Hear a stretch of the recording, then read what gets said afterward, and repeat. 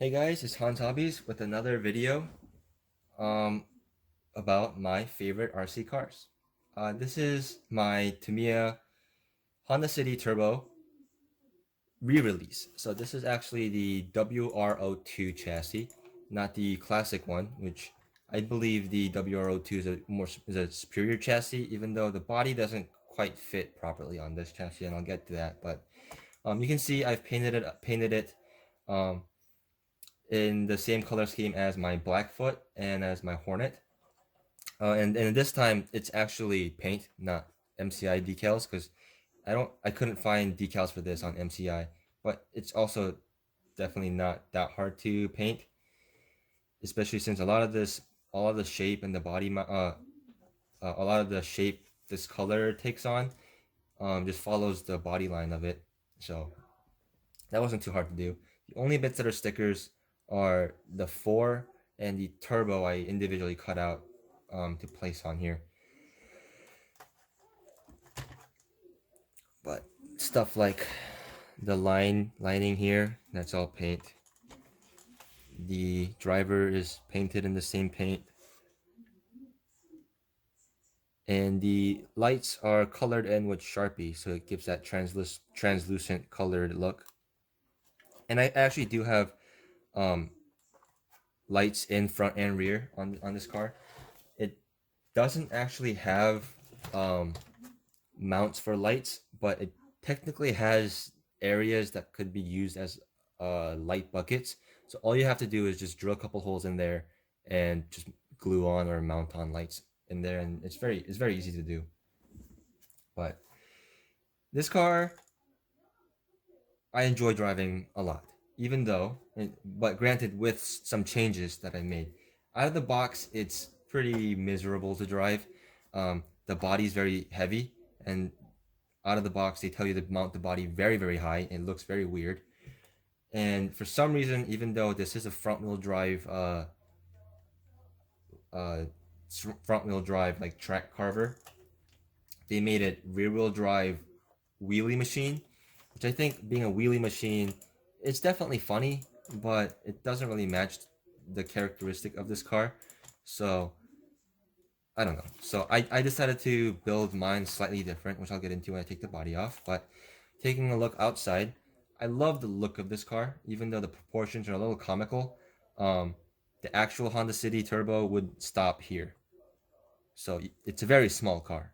But to fit these larger tires on it and just to make it handle a little bit better than it would have, they had to widen, like exaggerate these fenders quite a bit, to the point where actually the line for the door goes underneath this fender, so technically you can't open this door if had it been a real car. And so the proportions are a little weird, but um, I still think it looks pretty cute and pretty cool nonetheless. The body, I believe, is the same as the original release of the Honda City Turbo 2, but everything else besides the body is completely different. Also, one thing to note about the body is this wing is a separate piece, and for some reason, the wing is metal. I didn't really understand that, but it's a cool piece of it's pretty cool, and it keeps the wing from breaking, I guess, if you roll it or anything.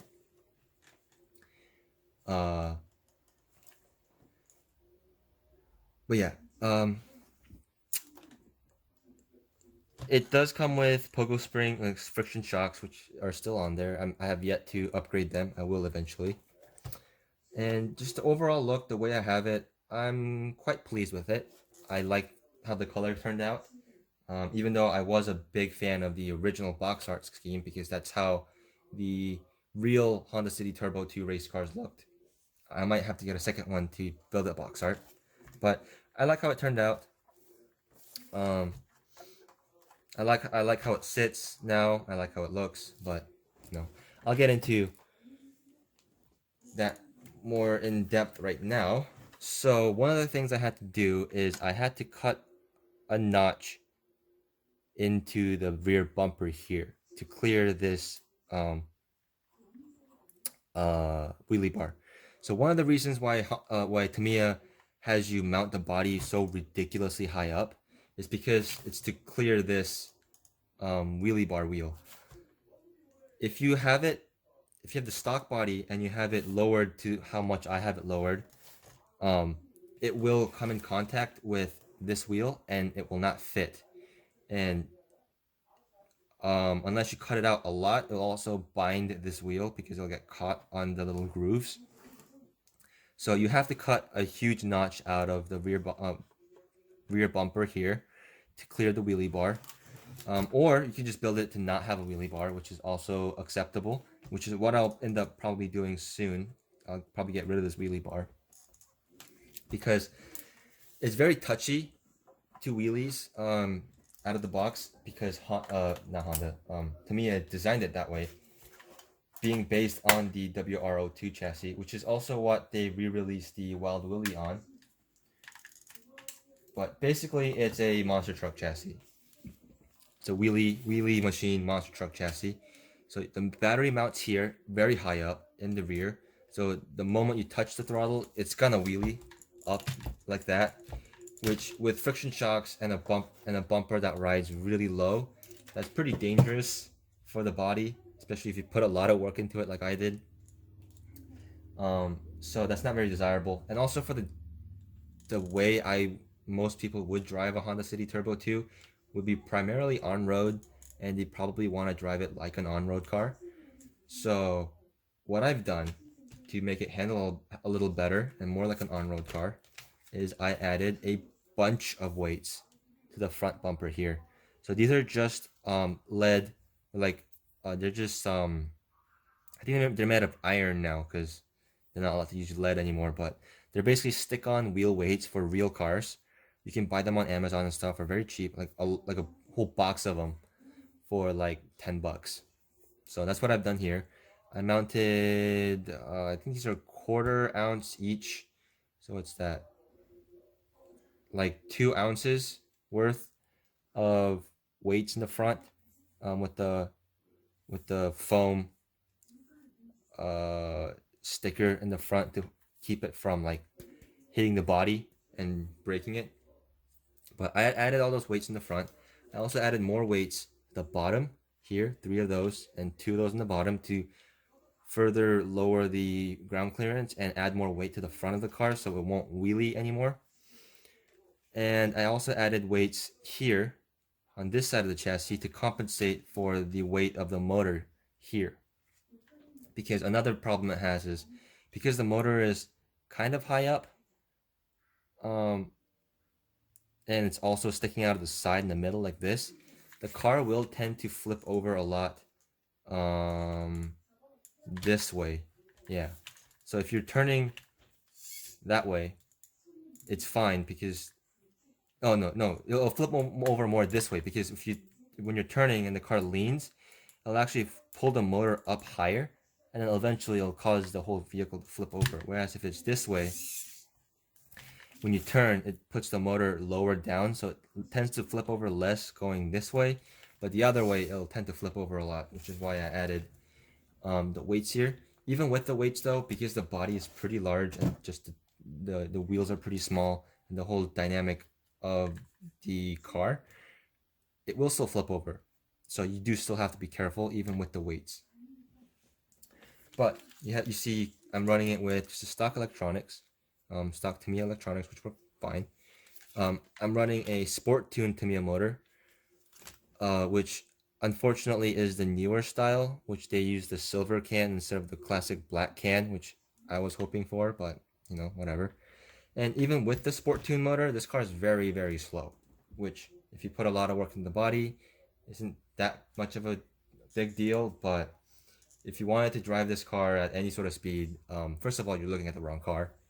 And second, it won't do that without significant upgrade to the motor, which at that point, the car itself might not be able to handle that sort of power. Like I said, it uses the friction shocks, though these friction shocks are, I think, the best damped friction shocks I've ever used because they do damp pretty well. It almost feels like oil shocks. They don't really have much bounce. So that's why I've held off on replacing these so far. But this car, in every one of these videos, I talk about why these cars are special to me and why I like them so much. I like this car purely because it's a Honda, and I'm a huge Honda fan. And being a Tamiya classic also helps because Tamiya is my favorite RC brand. And so this is a pretty cool mix of the two. And I also enjoy driving it a lot the way I have it set up. I like setting up a little like autocross course because the car isn't very fast, but it is once you do the uh weight distribution stuff that I did, it ends up handling pretty well for what it is. So it's a lot of fun to carve around some uh homemade autocross course on the driveway and stuff. So I drive this car quite a bit, and the tires are actually really good. Um, they're grippy enough to make the car handle well and all that, but it's not so grippy that it's going to flip the car over at the slightest touch of the steering. I'll eventually try to convert this car into front wheel drive just so it makes it uh, more accurate to the real Honda City. But for now, I'm enjoying it quite a bit in this rear wheel drive setup. And you know, this is another car that I've been looking at since I was young. I've always known about these, but the reason, even in Korea, when I go to Korea, there's a huge Tamiya factory store, and I see these all the time.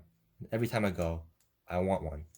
I want to pick one up, but every time I don't get one because they're always kind of expensive for what it is.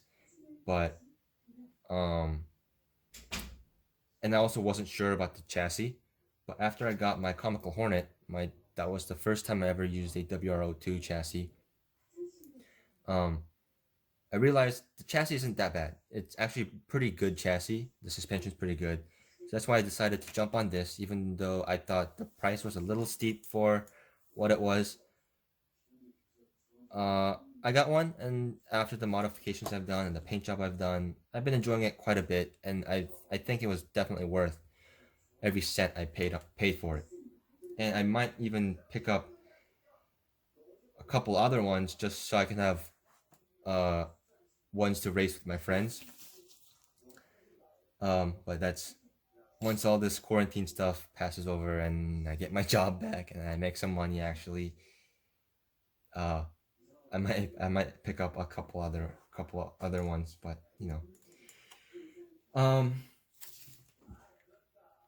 Oh, so one problem that the car still has is the tires still hit the rear fender, so the rear fender tends to wear out like this. So if you don't want this to happen, you could maybe chop out some of the rear fender to make a little more clearance. But that's definitely up to you. And you don't really notice it unless you're like super looking at it, and it only happens if you run it a lot and hard like I do. So yeah. Speaking of running, let me graft on a running video to the end of this one. But uh, I'll personally be signing out here. So if you enjoyed this video, give me a like, subscribe, comment down below on what you think about this car or any other car, um, and all the other YouTube shenanigans. And I'll see you guys next time.